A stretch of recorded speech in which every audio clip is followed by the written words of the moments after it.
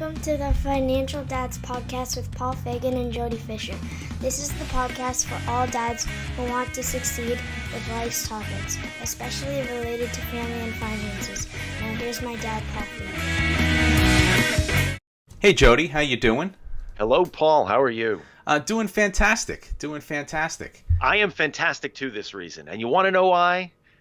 Yes. You want to know why? Yes, I am anxious to hear why you're doing fantastic. We are, and Star Wars fans rejoice. We got news yesterday that Tamura Morrison, and those of you who know what I'm talking about, know what I'm talking about, and those of you don't care, has been cast as Boba Fett in season 2 of The Mandalorian. Yeah, baby! We're getting Boba Fett back in the Star Wars universe, and anybody who wants to Google or go on Twitter and watch that classic Patton Oswalt rant from Parks and Rec from a few years back, it's amazing news. It's great. So I am fantastic today. Thanks for asking. Oh, that is awesome. And I know that my buddy You didn't come here for Star Wars, but you're getting it anyway. Yeah, I know my buddy Jody is a huge Star Wars fan because I remember, was it last year, there was a post on Facebook of your forearm. Yes, my right forearm. I got myself tattooed. And maybe we'll do a repost to that if Jody is gracious enough to do that on the Financial Dads page. It was. Oh, sure, no problem. It is a work of art.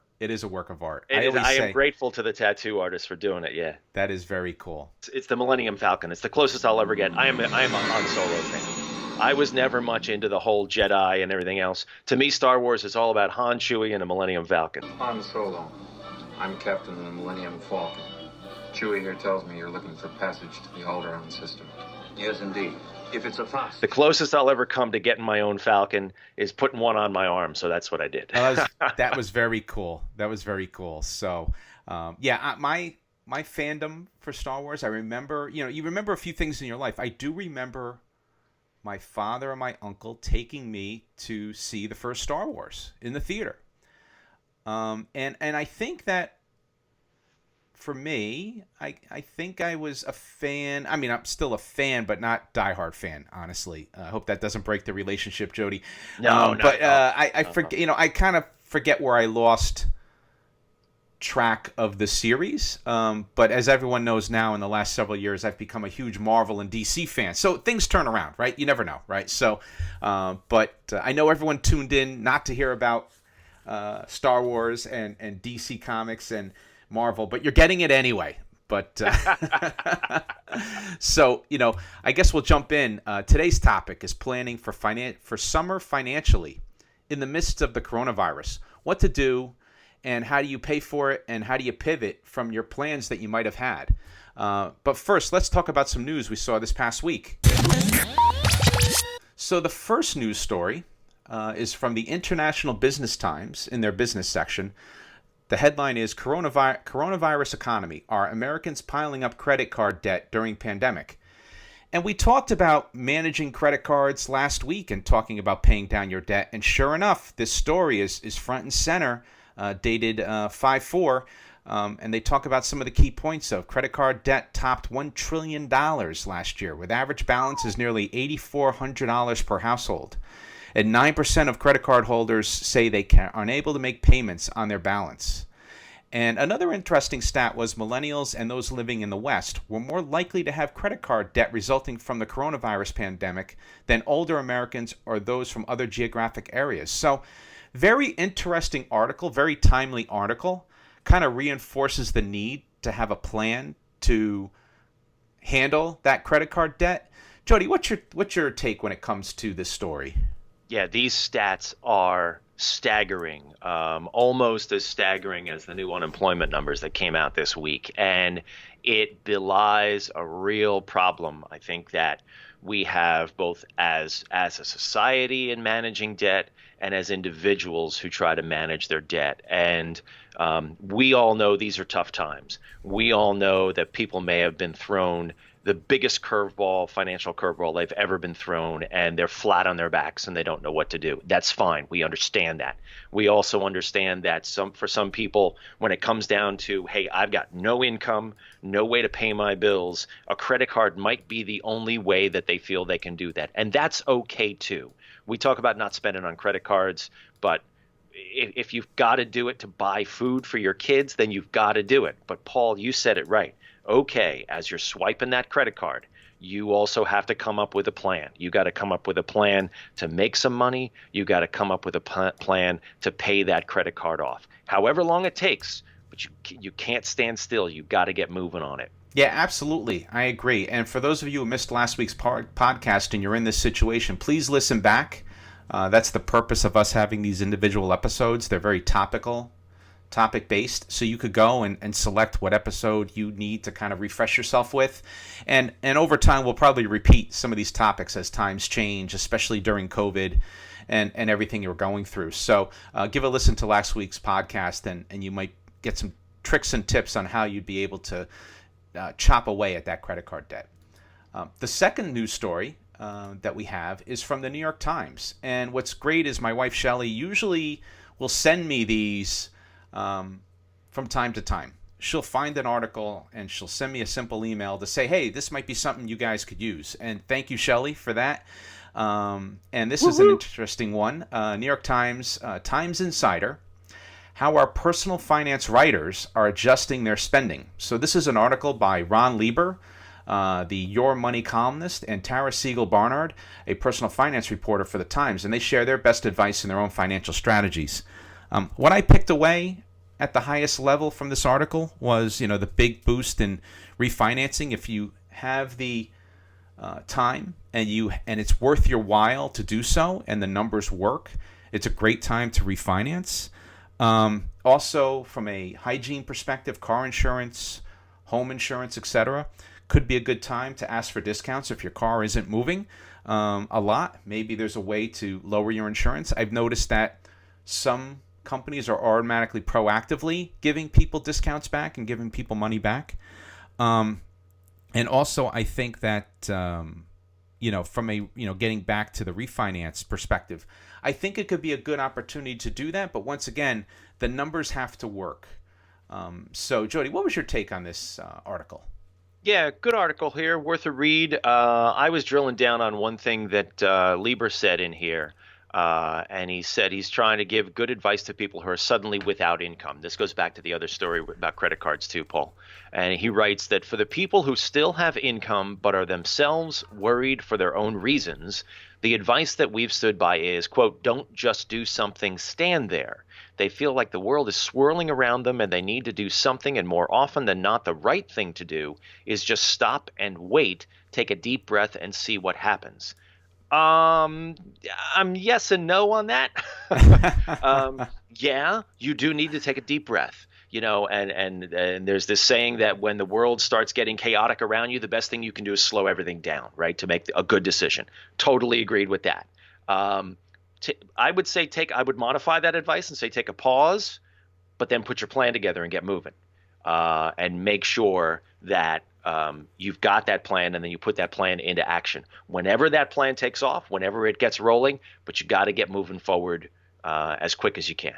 Yeah, I'd have to agree. I mean, being sedentary, maybe that's the word that jumped into my head when you were talking, Jody, is not healthy, and probably not making a decision, not acting if the problem is there, is just going to probably exacerbate the issue, and the problem's going to get worse while you're standing there. So I have to agree with you. I would kind of take that advice with a little bit of grain of salt.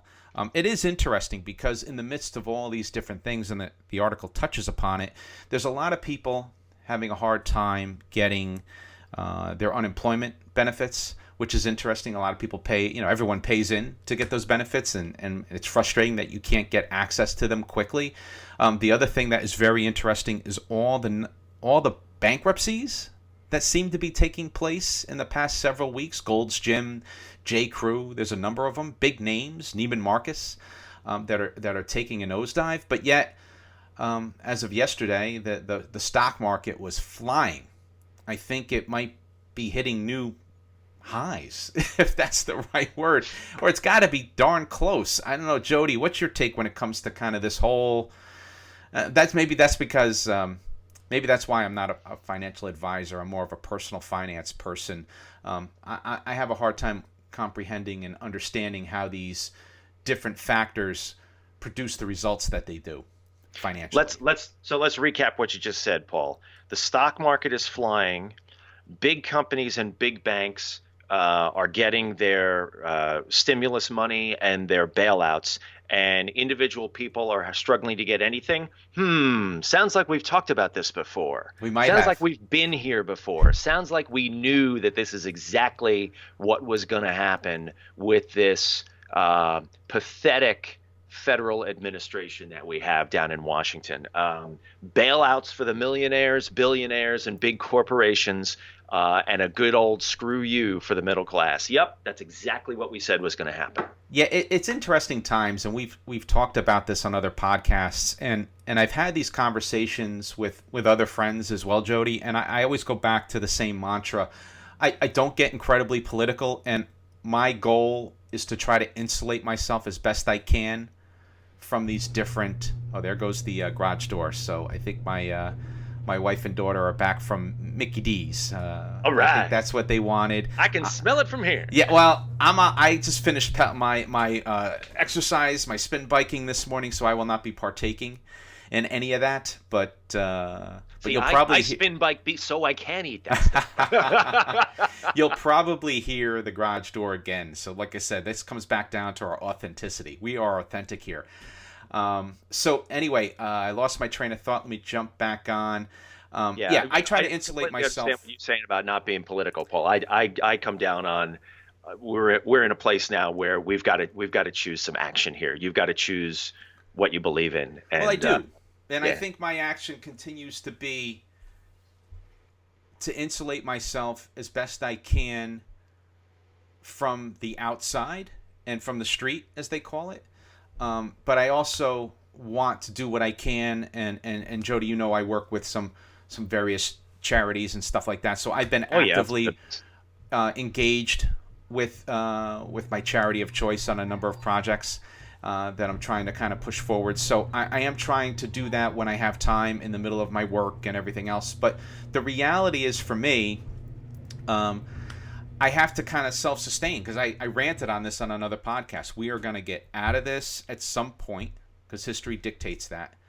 And we will be holding the bag for a pile of debt that will be so oppressive you won't even be able to breathe.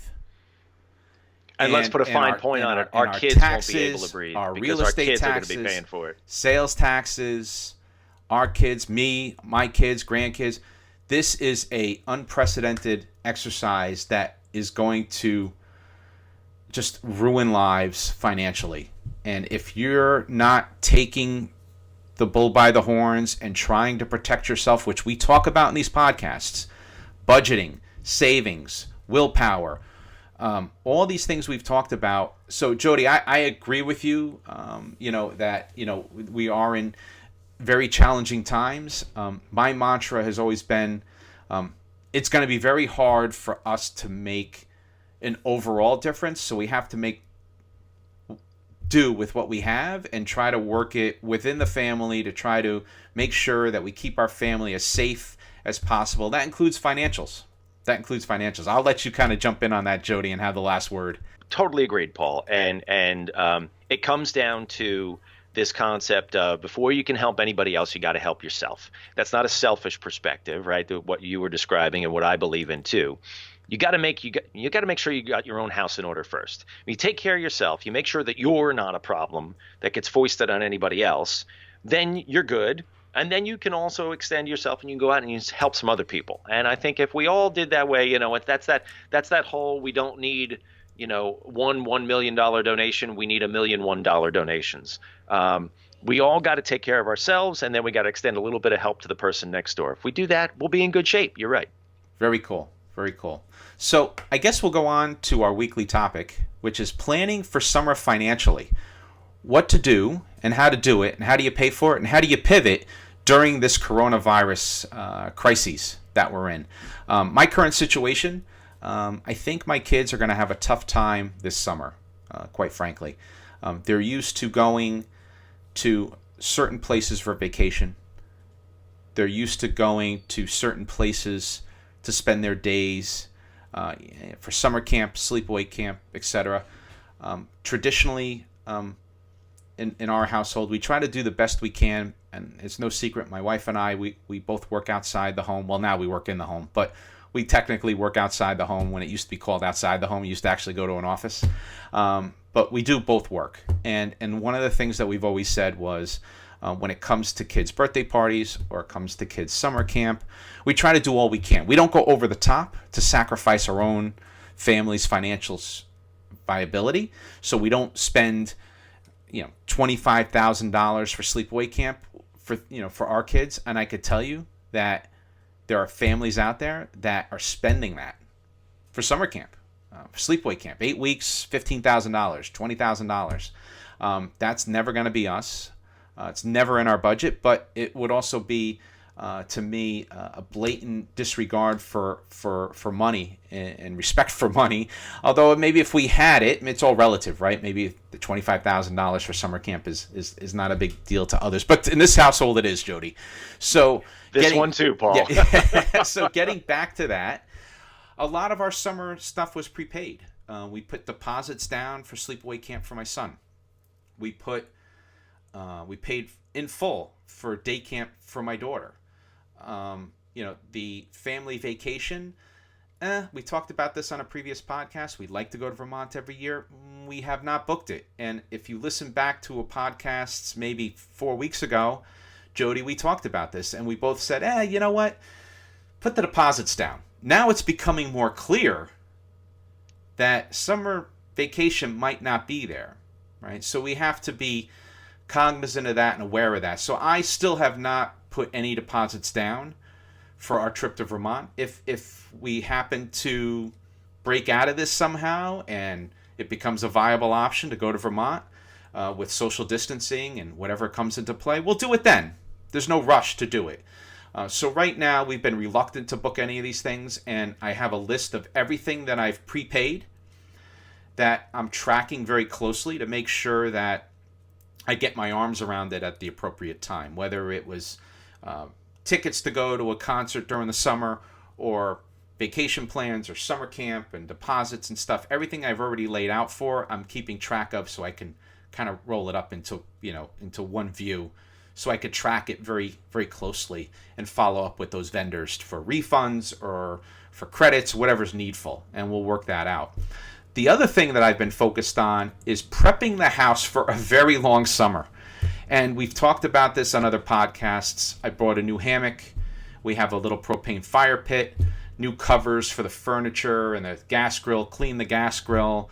We bought a new cornhole game for the backyard. And then, as I talked about at the top of the podcast, I also have my fitness regimen back on track. I have a spin bike that I'm pretty happy with. So all in all, I think I'm kind of taking two paths with it. I'm cautiously optimistic that we'll be able to do some stuff this summer. I'm watching the money that's already been laid out, and I'm watching the budgets closely. And I'm preparing to hunker down in the home because this could be a summer of, staycation. And that might be the theme. Jody, what's your current situation when it comes to summer and what you're thinking about? And because I know you're like me, it's almost your family vacation to Maine every year is almost like a religion in your household, right? It's tradition, it's religion. I am not envious, I am not jealous, but I am very, I admire it from afar because I think you guys do an awesome job. I follow the entire journey on Facebook usually, everything from Bob's Clam Hut to the whole nine, which I do love Bob's. So I want to hear a little bit more about your current situation. Well, that's very nice of you to say, Paul. And I guess I have to do a little read up on your summer vacations in Vermont. We don't post a lot. That's the problem. That's actually I'll throw it out there. So, but we have fun with it. Our Vermont trip, we go to Smuggler's Notch in Vermont. We've been going for several years. The kids love it. I'm not plugging them by any means, but if they hear this and want to give me a $50 coupon towards my next stay, I'll be appreciative.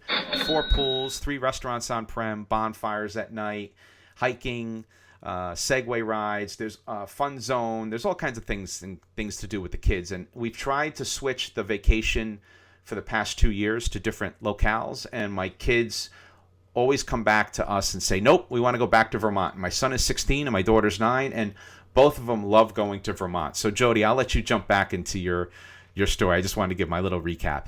No, and your family and our family, I think, in this respect, really mirror each other. We're almost identical in that way. We typically take that summer beach vacation every year to Maine.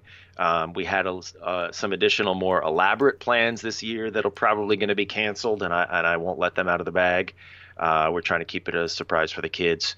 But also things that we were looking forward to, like baseball and summer camp, are also probably canceled. We haven't got the official word on that, but I'm 99% on those. And these are things that we all just got to roll with, as dads, as parents. We got to say, okay, these things are going to be canceled, and sort of break the news gently to the kids and get them used to. I think that's priority one, is sort of get them reacclimated to what this summer is going to look like, and that some of the activities that they might have been looking forward to are not going to happen, and that's a big job. But that said, just because plans are canceled doesn't mean that kids' summer is canceled, and we really have to see this through the eyes of our kids. They are still going to have a summer. And in fact, some of them might even feel like they're already in summer because school has been canceled. Yeah, they're doing, Google Classroom stuff each day. My kids are younger than yours, Paul. And so they're not, doing things that are as academically rigorous. And they're certainly not going to spend the summer in front of screens playing, Xbox and PS4, which I love, but you can't do 8 hours a day on that for an entire summer.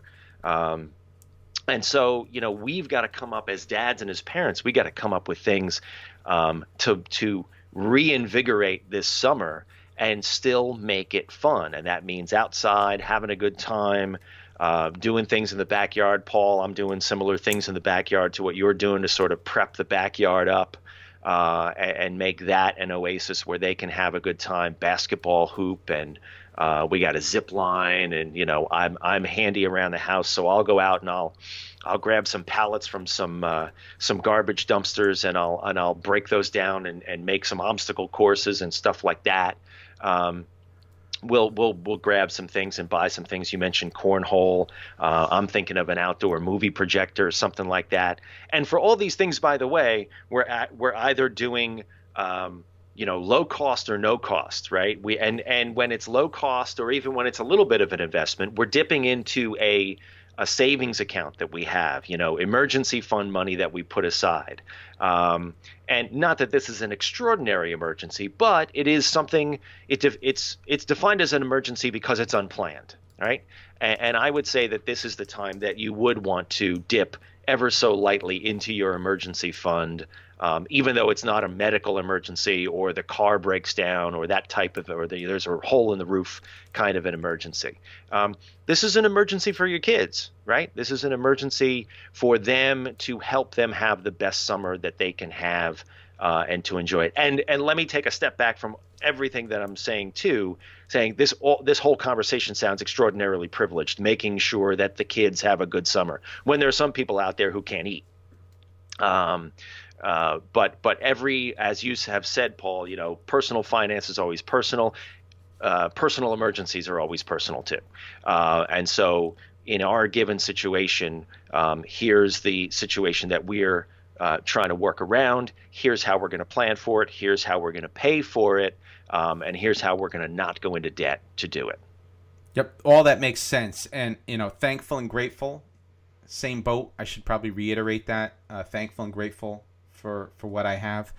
The word that popped out to me during your conversation was super dad. Zipline in the backyard. Oh my gosh, I can't have my kids hear this.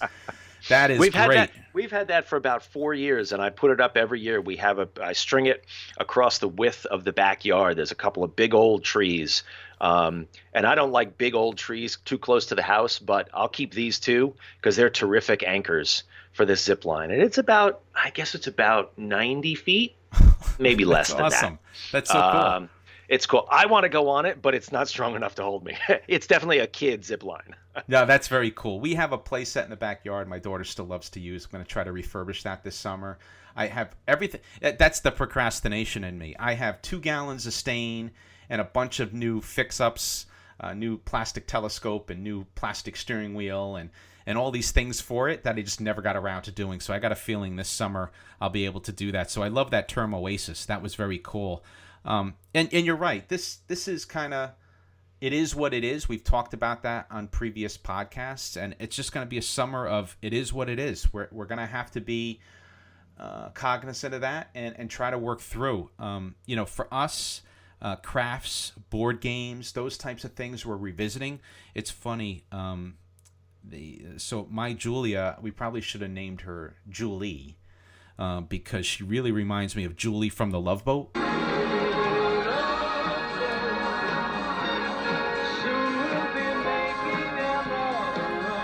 My daughter is very, very on point with activities. So she has us very busy on the weekends, outside, basketball, then family photo shoot, then cornhole, then let's eat outside, to the point where sometimes I think she's gotten the wrong family, the poor girl, because when you mentioned Xbox all summer in your room, and you can't do that, don't mention that in front of my boy, because him and his friends, they could probably do that all summer.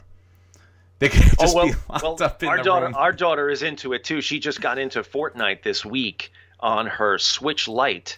But I think the main reason she got into it was that because she has a friend who was also playing. So and this is the amazing thing to me about the technology now. I mean, Paul, when you and I were growing up, we all went over, if somebody had a game console, we all went over to, the Atari or the Intellivision or whatever we had, deep cuts here. We all went over to that guy's house and we sat down and we played. We passed the controller back and forth. Now they all have to go home to their own houses. Yep. In order to log on and sit on their headset and talk to each other. Yep. And in the world that we're in now with coronavirus, that's the only way that they can really talk to each other. It's amazing. Yeah, and it's funny you say that because I had an Atari. I won mine in a school raffle, which was amazing because I was never going to get one anyway. My parents would, they just wasn't in their budget. But I actually won one and I used it for a long time. But everyone I think I had a friend in the neighborhood who had Atari, Intellivision, and ColecoVision. This is the arcade experience. We're ColecoVision. We bring the arcade experience home. He had all three, which was amazing. And I remember we used to go to the back of the TV and have to switch the cables. And man, like you talk about the hub where people would just go to this kid's house to hang out. It was great. A dear friend of mine, and he had all the toys. But I guess, every once in a while you hit upon that, right? So I think... we'll jump into the discussion topics, which we gleaned on a bunch of these already, but we'll start and kind of formally go through them. So the first one we'll focus on is deposits, right? These deposits for vacation and summer camps. What do you do? Do you hold on to them? When do you action trying to get them back? Is there recourse if something happens, etc.? I think from my vantage point, this goes back to what I've talked about on previous episodes, the warranty of the credit card. Even if you've put deposits down, I believe, as early as 6 months prior, you have the ability to go back in time with a credit card and dispute that charge. Don't hold me to it, Jody. You'd have to investigate it with each one of your credit card providers, but I'm pretty sure there's recourse, and the credit card companies can flex their muscle with these different folks. Now, you don't want it to get to that. What I'm trying to do in my mind is all these deposits that have taken place. There's two major ones for me, and one is the sleepaway camp for my son and the day camp for my daughter. And hopefully, we've already started to hear from one of them that they're already starting to talk about refunds and how that'll work potentially, right? So I think everyone is still sitting and waiting and hoping and praying that we'll be able to have some semblance of a summer camp, of a sleepaway camp. I don't know how realistic it is, but for me, I'm trying to monitor and track those deposits very closely, and I'll have to deal with them as they come. I guess worst case scenario is whoever you put the deposit down with goes bankrupt and they go out of business. What do you do, right? I think that's another conversation for it is what it is. Do you try to get all that money back and claw it back now and stomp your feet and try to be the first one to get your money back from some of these providers? Quite frankly, Jody, I don't know. What's your take when it comes to deposits for these, for whether it's vacation or summer camp? Yeah, there's a whole lot of gray here, and I think we could probably do a whole episode just on this topic because I think every scenario has got its own set of variables. So, but let's just try to talk through a few of them. My broad brush sense here is if you're dealing with a large corporation, you should, and you're not going to use that service this year, whether that's at summer camp or go on that vacation or whatever, you should probably try to get your money back. And just pull it back and hold it and reapply it when you can in the future. If it's a small kind of local thing, I mean, we have like a YMCA here where the kids go to some day camps, and we have another local day camp thing that my son does. Those are small mom and pop kind of operations, and I'm more inclined to let that money sit and just see what happens with it. Because if I and everybody else pulls our money out of them, they could go out flat just for that reason, and I don't really want to create that, right? A large corporation should be able to figure out how to balance their books. And when I talk about a large corporation, I'm talking about a cruise line. I'm talking about a giant vacation place. They should be able to figure that out. They've got accountants and stuff like that. They should be able to do that. So I would balance based on how small of an operation you're dealing with, and also base it on what you can afford to lose. Right? You've got to also square up with the reality that if you let these deposits sit, you may not get the thing you paid for and you may not get that money back. Are you okay with that? If you're okay with that, fine. If you're not, then you should probably act to get that money back as quickly as possible. Yeah, it's a tough call, and I'm on the fence. And I'm sort of waiting it out a little while longer. And it's funny you mentioned these big companies. It seems like a lot of them are right on the edge. Airlines and cruise lines, and they can't even weather 6 months 6 weeks of being. Oh my gosh! Don't talk to me about airlines. Airlines don't have money, really? It's very interesting the way all these things work, So, but that's probably for another podcast. So, I agree with you. I think I'm still holding hope that maybe something will happen. The sleepaway camp is looking at maybe virtualizing the camp, which may not be a bad alternative. So I'm Doesn't trying... that defeat the purpose of sleepaway camp? Well, this is where it comes into play, right? So I'll dive into this a little bit, right? My son's been going forever. He loves the camp. He's a CIT there, and they do a great job. This is hitting this camp particularly hard because their whole profitability is the summer camp, right? That's their bread and butter. So we've put deposits down, and they haven't. Usually by this time in May, they claw all the money out of the accounts they take the second payment in full. They're not doing that. The person who runs the camp, once again, mom and pop operation, has been keeping everyone abreast of what's going on. My hope is that the reasonableness will kick in. So if they're able to do a Zoom camp, and my son can get online and take classes Monday through Friday during the day, the hope is that should be a lower cost than sleepaway camp. It should be a lower cost of manning and renting and etc. And the hope is that whatever I've put down on the deposits should be able to should be able to cover a reasonable summer camp experience virtually. It's a technology summer camp, so it's geared for this, right? Where they could code online and this and that. So I'm confident in that. So we'll see what happens. My daughter's camp is with a local YMCA, and they've already started to proactively tell people to not worry. We're watching this closely. When the timing is right, we'll refund the money. So they're already starting to work through those different scenarios, right? They're already starting to keep people abreast on those.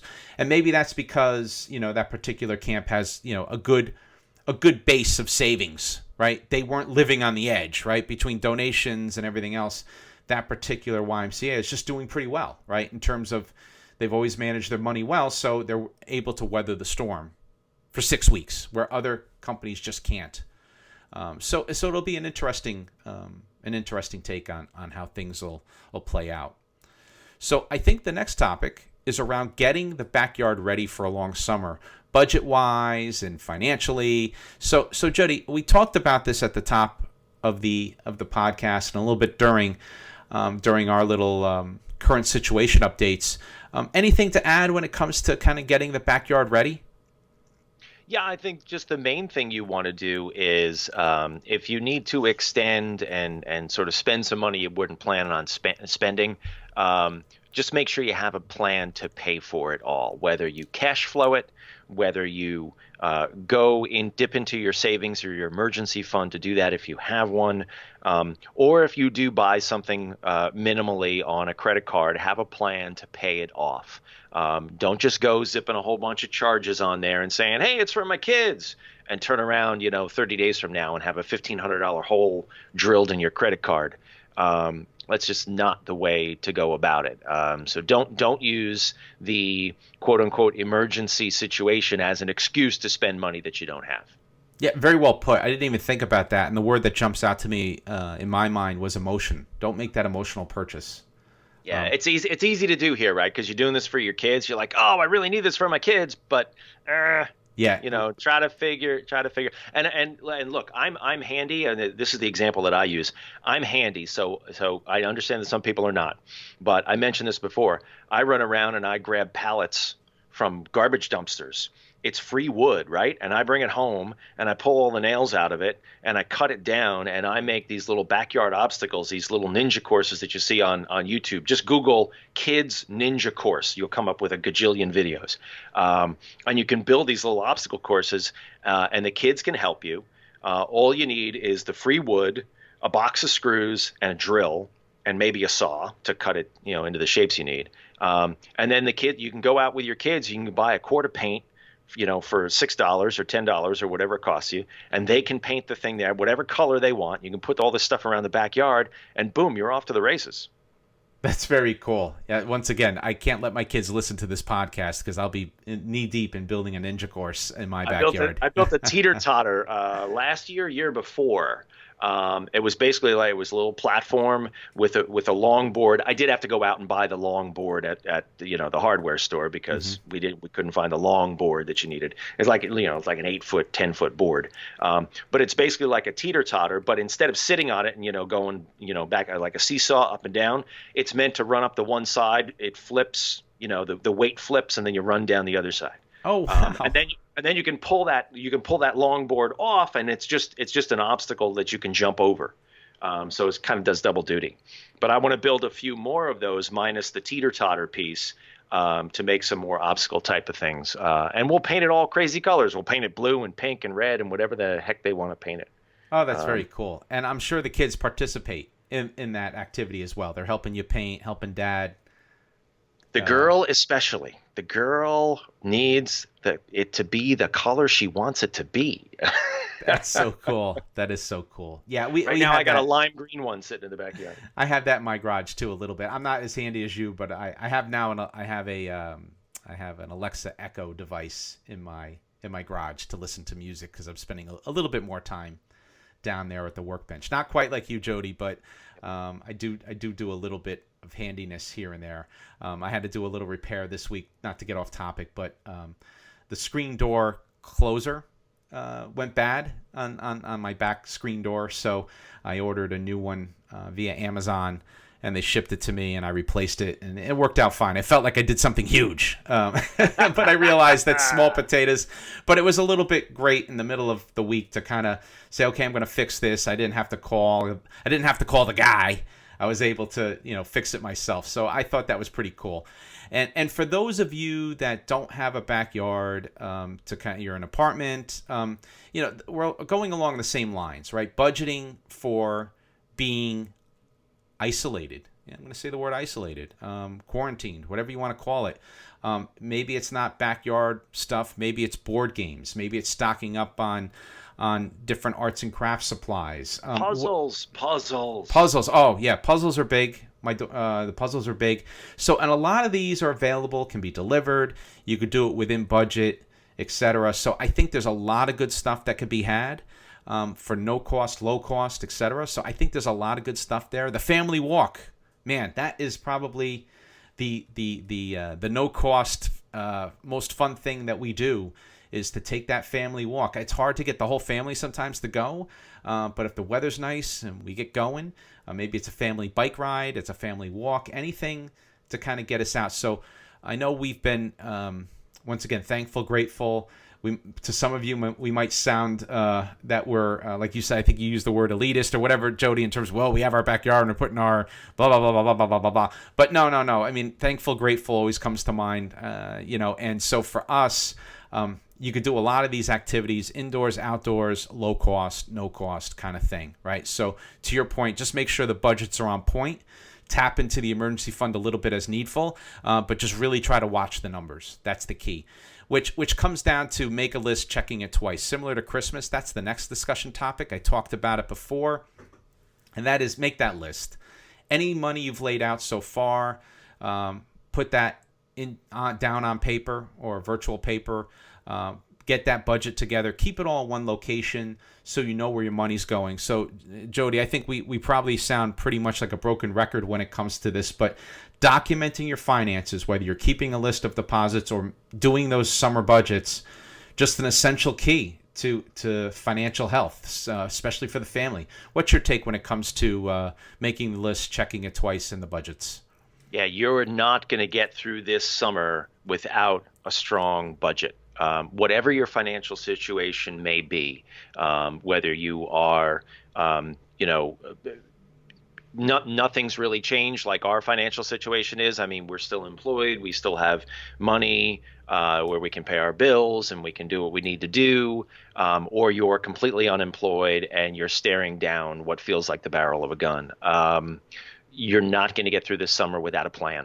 So if you don't have a plan, if you don't have a written budget, make it now. Make it today. Turn off the TV tonight and make it tonight.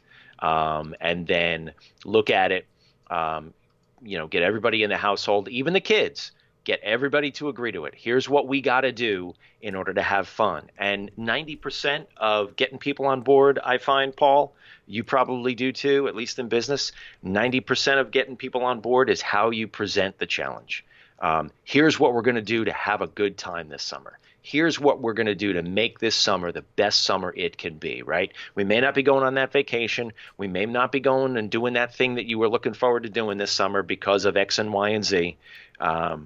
But here's what we're going to do to have a good time, and here's how we all need to pitch into this. And the budget is no exception to that, because if you veer off the road, things are tight enough for many people as it is. If you veer off that road this summer, man, you're going to find yourself in a hole come fall.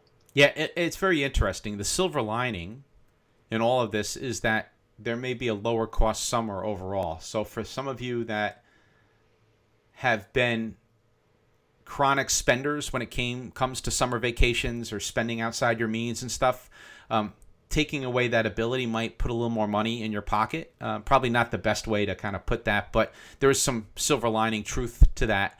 So, if you get some of that savings, take some of those savings, split it between some upgrades, board games, backyard fix-ups, whatever that is, and try to save some of that other money for a rainy day. So I think with that, we'll jump into the summary recap. And for me, the one thing that I'm just going to, make your home life as comfy as possible, because you may be at home for quite some time for the next,